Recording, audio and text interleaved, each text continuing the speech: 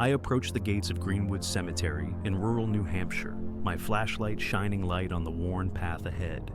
The scent of decay hangs heavy in the air, mingling with the whispers of ancient souls that seem to permeate the silence. With each creak of the gates, a sense of anticipation and apprehension washes over me, as if the cemetery itself is a living, breathing entity, welcoming me into its depths. With a steady hand, I push open the gates, their rusted hinges protesting against the motion. The darkness beyond seems to swallow me whole as I step inside, my lantern offering a feeble shield against the encroaching shadows. Yet, despite the eerie silence and the sense of isolation, I press on, my footsteps echoing through the stillness as I begin my nightly rounds. Each gravestone tells a story, each name a reminder of lives once lived, now lost to the passage of time. And as I walk among the silent sentinels, I can't shake the feeling that I am not alone, that unseen eyes watch my every move, and that something dark and sinister lurks just beyond the veil of darkness. As I make my rounds through the labyrinth of tombstones, the whispers grow louder, their spectral voices echoing through the night. Suddenly, from the swirling mist, shadowy figures materialize, their forms shifting and undulating like wisps of smoke. A chill runs down my spine as I realize that I am not alone in this graveyard of the dead. Paralyzed with fear, I stand frozen in place, unable to move or speak, as the shadows draw closer, their presence oppressive and suffocating. With every fiber of my being screaming for escape, I summon the last vestiges of courage within me and break free from the grip of fear. With my lantern held aloft, I flee into the night, the darkness closing in around me like a vice. Each step is a battle against the encroaching shadows, my heart pounding in my chest as I run for my life. Yet, despite my desperate efforts to escape, the whispers and the shadows follow me, their haunting presence a constant reminder of the horrors that lurk within Greenwood Cemetery, gasping for air. I emerge from the cemetery gates, the cool night air washing over me like a benediction. The memory of that fateful night weighs heavily on my mind, a haunting reminder of the darkness that lurks within Greenwood Cemetery. Though I have escaped its clutches for now, I know that I can never truly leave behind the horrors that I have witnessed within its depths. The whispers, the shadows, the sense of foreboding. They will haunt my dreams for as long as I live, a chilling reminder of the terrors that lurk just beyond the veil of reality. As I walk away from Greenwood Cemetery, I vow never to return, knowing that the memories of that night will follow me wherever I go. And though I may never fully understand the mysteries that lie within its depths, one thing is certain.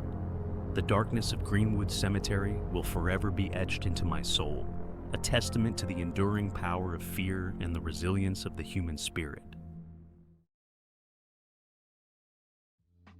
I was 7 when my family and I moved to Connecticut. The house we moved into was a weathered Victorian with peeling white paint and dark green shutters. It stood on the edge of town, not far from an old cemetery. The first time I saw the house, a shiver ran down my spine. There was something about that place that felt off, like a shadow lurking just out of sight. The cemetery wasn't your typical well-kept resting place. It was ancient, with crumbling headstones covered in moss, some so old that the inscriptions were barely readable. The trees around it were gnarled and twisted, their branches reaching out like skeletal hands. It felt like the kind of place where the dead didn't rest peacefully. At first, my parents warned me to stay away from the cemetery. They said it wasn't safe for a child to play there, with its uneven ground and decaying gravestones. But curiosity gnawed at me. Every day I found myself staring at the cemetery from my bedroom window, wondering what secrets it held. One overcast afternoon, while my parents were busy unpacking, I slipped out the back door and made my way to the cemetery. As I walked, the air grew colder, and the hairs on the back of my neck stood on end. The sky was a dreary gray, and a sense of foreboding settled over me like a heavy blanket. I wandered among the graves, my footsteps crunching on the gravel path. The silence was eerie, broken only by the occasional rustle of leaves. As I knelt to read an old headstone, I felt a chill that seemed to seep into my bones. The name and date were so worn down that I could barely make them out, but I saw the year, 1823. A sudden breeze picked up, whispering through the trees. I looked around, and that's when I saw it. A shadow, just at the edge of my vision. I spun around, but there was nothing there. My heart pounded in my chest as I convinced myself it was just my imagination. Deciding to head back, I noticed the path seemed different, more twisted than I remembered. I quickened my pace, feeling like I was being watched. The sky grew darker, and the cemetery felt like it was closing in on me. Then I heard it, a soft whisper, barely audible. It sounded like someone calling me. I froze, straining to listen. There it was again, clearer this time. "Come play with us." My blood turned to ice. I turned slowly, my eyes scanning the shadows. There was no one there, just rows of silent graves. Panic set in, and I started to run. The whispering grew louder, more urgent. "Come play with us!" I burst out of the cemetery, panting and trembling. I didn't stop running until I was safe inside the house. My parents never knew about my little adventure, and I didn't dare tell them. But from that day on, I couldn't shake the feeling that something in that cemetery was aware of me, watching, waiting. That night, I had trouble sleeping. Every creak of the old house sounded like footsteps, every gust of wind like whispers. I lay in bed, staring at the ceiling, replaying the events of the afternoon over and over in my mind. Eventually, exhaustion claimed me, and I drifted into a restless sleep. In my dreams, I was back in the cemetery. The shadows were deeper, the whispering louder. I wandered among the graves, unable to find my way out. The voices called to me, pleading, beckoning. "Come play with us." I woke up in a cold sweat, my heart racing. I glanced at the clock. It was just past midnight. I got out of bed and went to the window, staring out at the cemetery. It looked different at night, more menacing. The twisted trees cast eerie shadows, and the gravestones seemed to glow faintly in the moonlight. The days that followed were no better. I tried to stay away from the cemetery, but it was always there, lurking at the edge of my thoughts. At school, I couldn't concentrate. At home, I felt uneasy.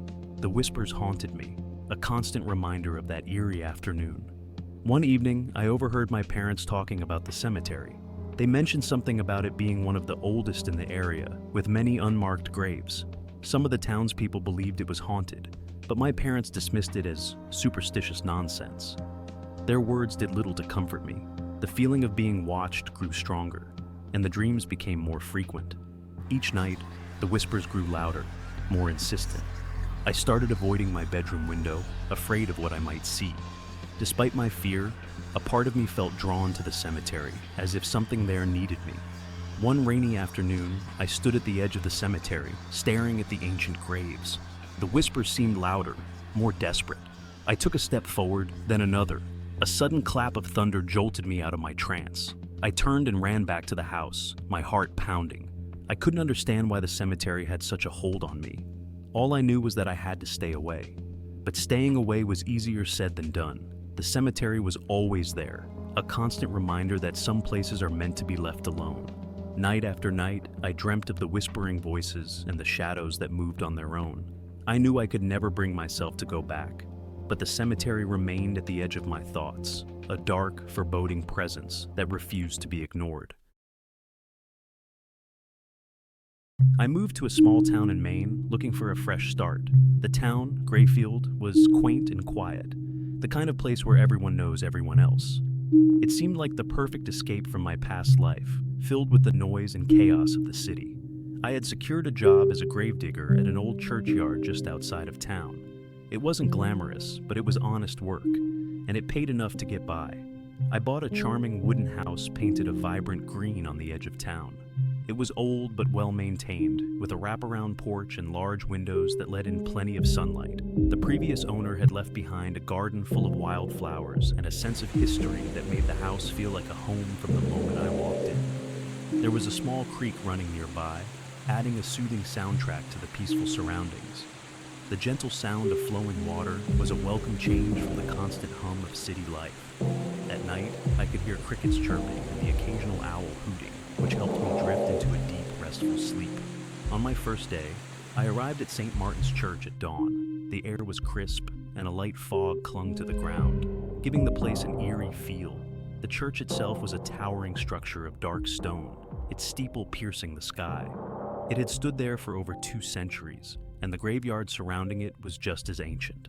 Old, weathered tombstones tilted at odd angles, some partially engulfed by the earth. The place had a sense of solemnity and timelessness that was both comforting and unsettling. Father O'Malley, a kindly but stern old man, greeted me at the gates. He handed me a shovel and directed me to the far end of the graveyard where I would start my work. The ground was hard and cold, but I set to digging with determination. As I worked, I couldn't shake the feeling of being watched. I chalked it up to nerves and the unfamiliar surroundings.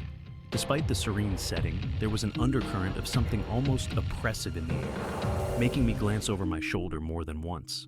By midday, I had settled into a rhythm, the repetitive motion of digging almost meditative. That's when I noticed something odd. One of the graves I was working near seemed disturbed. The soil was loose, and the headstone looked newer than the others around it. I shrugged it off and kept working, but the thought lingered in my mind. Who would disturb a grave, and why? As the sun dipped below the horizon, the temperature plummeted. A chill ran down my spine, and the hairs on my neck stood on end. I could hear whispers carried by the wind, soft and indistinct, as if the very souls of the departed were trying to speak to me. I told myself it was just my imagination, but the feeling of being watched intensified. Shadows seemed to move just at the edge of my vision, and I started to feel uneasy. I decided to finish up for the day and head home. Just as I was about to leave, a faint scratching noise reached my ears. It seemed to be coming from a nearby grave. I stopped in my tracks, my heart pounding with sudden fear. The scratching grew louder, more frantic with each passing second. My instinct screamed at me to run, but something else, curiosity perhaps, or a sense of duty, kept me rooted to the spot. Despite the growing sense of dread, I found myself moving closer to the grave. I leaned in, straining to hear over the blood rushing in my ears. "Help me!" The voice was weak and desperate, barely more than a whisper. Panic surged through me. I looked around for Father O'Malley, but he was nowhere to be seen. The graveyard, which had seemed so peaceful in the daylight, now felt like a place out of a strange dream. The shadows were longer, and the whispers on the wind were growing louder, more insistent. My hands trembled as I gripped the shovel tighter, feeling a cold sweat break out across my forehead. Against my better judgment, I began to dig. The fear of what I might find warring with the urge to save whoever, or whatever, was trapped below. The soil was softer here, as if it had been recently disturbed. Each shovelful of dirt I removed brought me closer to the source of the scratching and the faint, desperate voice. Time seemed to stretch and blur, my heart pounding in my ears. After what felt like hours, my shovel hit something solid. With trembling hands, I cleared the remaining dirt to reveal a wooden coffin. My heart raced as I pried it open. Inside was the body of a woman, her clothes and hair pristine, as if she had just been laid to rest. Her eyes snapped open and she gasped for air, sitting up with a sudden jerk. I stumbled backward, dropping my shovel. The woman looked at me, her eyes wide with terror and confusion. "Who are you?" I stammered, my voice barely more than a whisper. "Help me," she pleaded, her voice shaking. "They buried me alive." I couldn't believe what I was hearing. How could someone have been buried alive in a grave that seemed decades old? I helped her out of the coffin, and she clung to me, her hands icy cold. "We need to get you to a doctor," I said, my mind racing. "No," she replied, her voice growing stronger. "They won't believe us. We need to find Father O'Malley. He knows." We made our way back to the church, the woman leaning on me for support. The graveyard seemed even more mysterious in the darkness, shadows shifting and moving just out of sight. When we reached the church, Father O'Malley was waiting for us, a solemn look on his face. "I see you've met her," he said quietly. "How is this possible?" I demanded.